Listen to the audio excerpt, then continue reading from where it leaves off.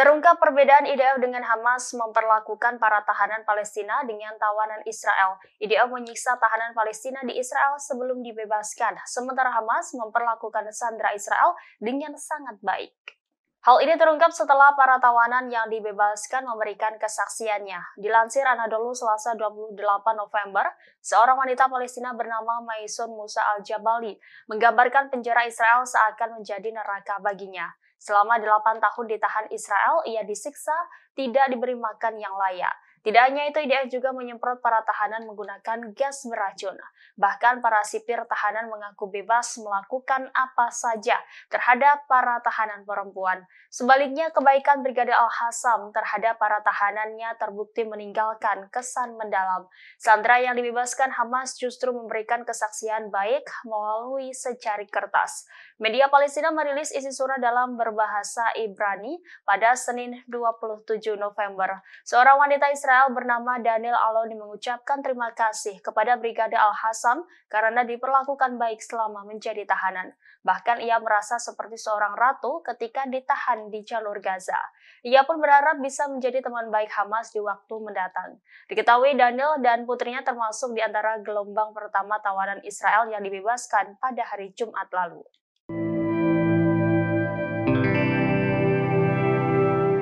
Setelah menolak memberikan data, Israel kini mengakui jumlah tentaranya yang terluka sejak awal perang 7 Oktober 2023. Setidaknya ada 1.000 tentara dari Angkatan Darat Israel terluka sejak perang di jalur Gaza. Tim medis juga mengeluhkan pemadaman listrik. Tentara Pendudukan Israel melaporkan bahwa 1.000 tentaranya terluka. Sumber Israel menjelaskan bahwa 202 tentara mengalami luka parah, sementara 320 orang terluka sedang dan 470 lainnya terluka ringan. Pernyataan militer menambahkan bahwa dari korban luka berat, 29 orang masih dirawat di rumah sakit, 183 orang mengalami luka sedang, dan 74 orang mengalami luka ringan. Namun tidak dijelaskan berapa jumlah tentara yang gugur sejak awal perang di jalur Gaza. Sumber juga membenarkan bahwa tentara Israel awalnya menolak mengungkap jumlah kerugiannya dan kondisi mereka. Media Israel menyebut informasi ini belum disampaikan secara resmi oleh juru bicara IDF Daniel Hagari. Pasalnya, Hagari tidak membahas masalah ini dalam pembaharuannya. Adapun kebijakan ini berbeda dari perang sebelumnya, di mana operasi sebelumnya korban terluka terdeteksi bersama dengan informasi tentang aktivis tempur mereka dan rehabilitasi yang menyertainya.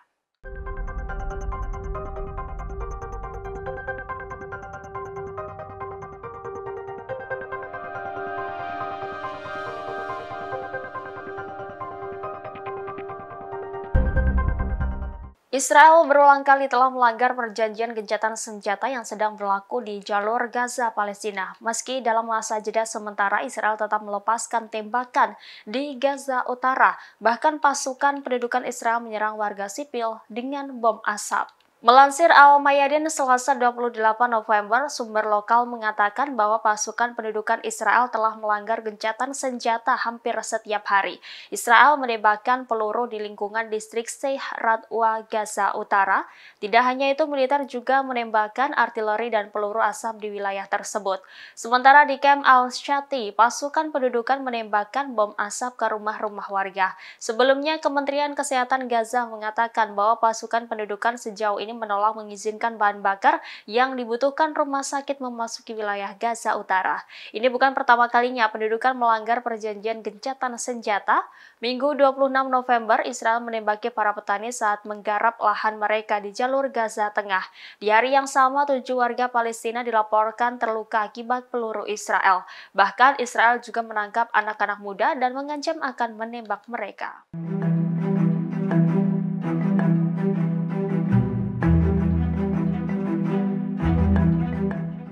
Media Israel menyoroti tawanan Israel yang dibebaskan Hamas tidak mengalami perlakuan yang buruk. Hal ini berbeda dengan perlakuan IDF terhadap warga Palestina yang mengalami penyiksaan di penjara Israel.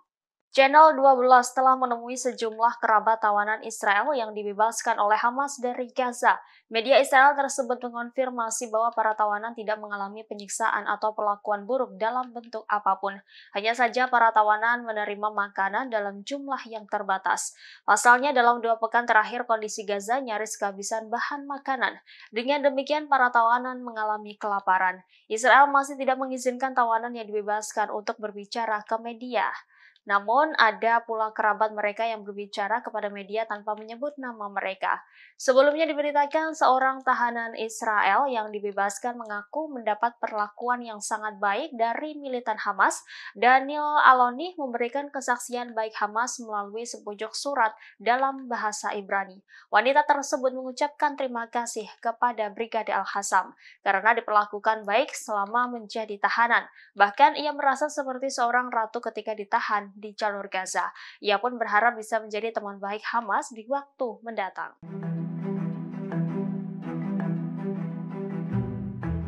Sebagaimana diketahui, sebagian besar rumah sakit di Gaza telah menghentikan operasinya karena serangan Israel. Bahkan ratusan pasien harus dievakuasi menyusul serangan IDF sejak 7 Oktober 2023.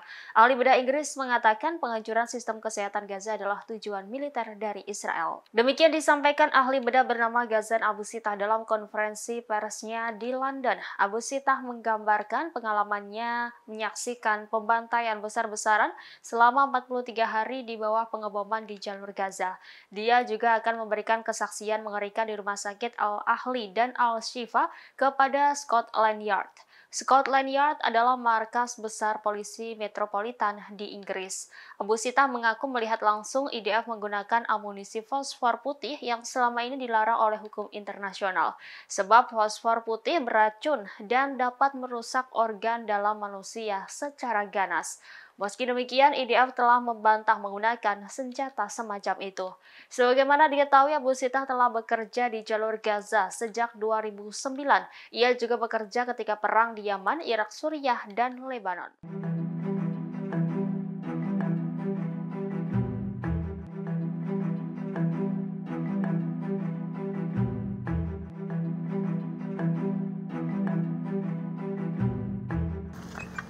Kapal induk Dixmude Prancis dilaporkan telah berlabuh di Mesir atau 50 km dari barat Gaza pada Senin 27 November 2023. Kapal tersebut akan digunakan sebagai rumah sakit darurat untuk merawat anak-anak Gaza yang terluka. Demikian disampaikan oleh Menteri Pertahanan Sebastian Lecornu pada Selasa 28 November 2023. Lecornu mengatakan kapal perang Prancis sudah bisa dipakai untuk merawat anak-anak Gaza pada minggu ini. Ini adalah kapal militer barat pertama yang berlabuh ke Mesir sejak konflik dimulai.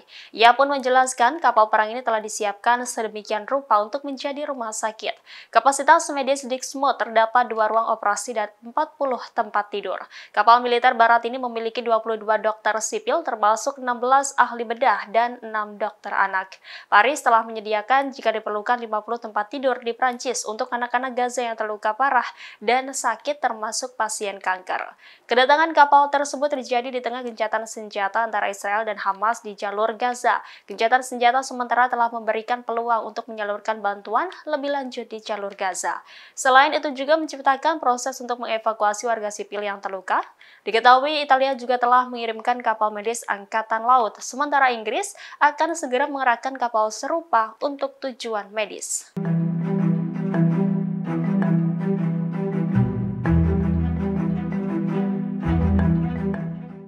Pasukan pertahanan Israel mengerahkan anjing unit Oquets K9 dalam perangnya di jalur Gaza. Melalui laman resminya, IDF mengungkap peran kunci anjing dalam perangnya. Sejak awal operasi darat di jalur Gaza, anjing Oquets dan para pawangnya telah dikerahkan untuk membantu menemukan bahan peledak. Sejauh ini, unit Oquets dan anjing-anjingnya telah menyelamatkan nyawa tentara IDF dengan menemukan puluhan jebakan di seluruh Gaza Utara. Seperti di rumah sakit Rantisi, anjing K9 menemukan bom dan gudang senjata. IDF juga merilis video unit anjing Oquets K9 beraksi.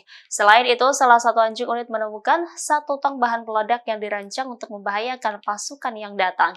Namun di satu sisi, sebanyak 4 ekor anjing yang ikut bertempur bersama pasukan telah tewas. Keempat anjing Oquets tewas dalam pertempuran saat membela tentara di jalur Gaza. Sebagai informasi, mereka akan dimakamkan di pemakaman unit sesuai protokol. Sejak konflik di Timur Tengah memanas, Iran terus meningkatkan kekuatan militernya dari segala arah. Baru-baru ini Iran dilaporkan akan membeli jet tempur Su-35 buatan Rusia. Pengumuman ini sehari setelah kapal perang dalaman canggih bergabung dengan Angkatan Laut Iran. Wakil Menteri Pertahanan Iran Mehdi Farahi pada Selasa 28 November mengatakan kesepakatan untuk membeli jet tempur Rusia telah selesai. Tidak hanya itu, Iran juga akan membeli helikopter serang Mi-28 dan jet latih Yak-130. Mehdi Farahi mengatakan Angkatan Udara Iran hanya memiliki beberapa lusin pesawat tempur, termasuk jet Rusia serta model-model tua milik Amerika Serikat yang diperoleh sebelum Revolusi Islam tahun 1979. Kemarin Iran mendapat suntikan kekuatan dari kapal perang dengan teknologi canggih. Kapal perang Dailaman resmi bergabung dengan Angkatan Laut Iran pada Senin 27 November 2023. Dailaman dapat mendeteksi lebih dari 100 target termasuk kapal, drone, helikopter, kapal selam, dan pesawat terbang secara bersamaan. Kapal perang ini mampu meluncurkan rudal jelajah ke armada Laut Kaspia. Kapal kelima dari proyek MOJ ini memiliki bobot 1.500 ton.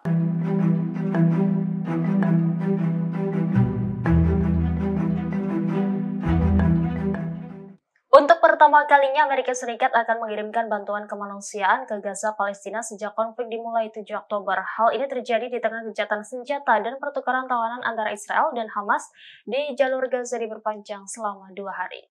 Pejabat senior Amerika Serikat mengatakan bantuan kemanusiaan yang akan dikirim ke jalur Gaza dalam jumlah besar. AS mengirim 3 pesawat militer ke Mesir untuk membawa bantuan kemanusiaan. Penerbangan bantuan ini membawa makanan, pasokan medis, dan perlengkapan musim dingin. Bantuan pertama akan dimulai Selasa 28 November atau sehari setelah Presiden Joe Biden mengatakan akan memanfaatkan perpanjangan gencatan senjata untuk menyalurkan lebih banyak bantuan.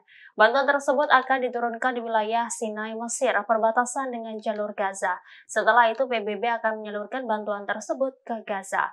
Pejabat Amerika Serikat mengatakan 2 pesawat lagi akan tiba dalam beberapa hari mendatang. Sebagaimana diketahui, jumlah bantuan yang masuk ke jalur Gaza selama gencatan senjata 4 hari melonjak signifikan. Beberapa bantuan telah mencapai wilayah yang terdampak paling parah, yakni Gaza Utara. Diketahui Washington telah mengerahkan 2 kapal induk di wilayah tersebut untuk menghalang-halangi Iran dan sekutunya. AS juga mengirim bantuan militer ke Israel. Namun AS belum pernah menggunakan aset militernya untuk mengirim bantuan kemanusiaan.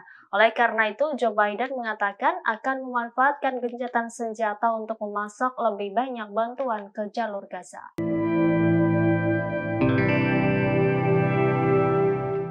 Organisasi Kesehatan Dunia (WHO) memperingatkan bencana kemanusiaan di jalur Gaza. Penyakit bisa menjadi pembunuh yang lebih besar daripada pemboman. WHO mengatakan lebih banyak orang bisa meninggal dunia karena penyakit dibandingkan akibat pemboman Israel. Untuk menghindari bencana kemanusiaan tersebut, sistem kesehatan di jalur Gaza harus segera diperbaiki. Otoritas Kesehatan Gaza mengatakan sejauh ini lebih dari 15.000 orang meninggal dunia akibat pemboman Israel di jalur Gaza. Dari jumlah tersebut, 40% diantaranya adalah anak-anak.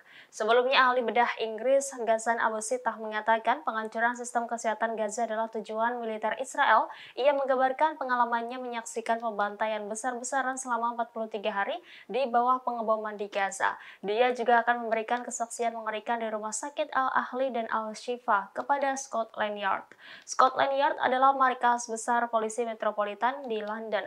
Abu Sittah mengaku melihat langsung IDF menggunakan amunisi fosfor putih yang selama ini dilarang oleh hukum internasional. Sebab fosfor putih beracun dan dapat merusak organ dalam manusia secara ganas. Meski demikian, IDF telah membantah menggunakan senjata semacam itu. Download Tribun X sekarang, menghadirkan lokal menjadi Indonesia.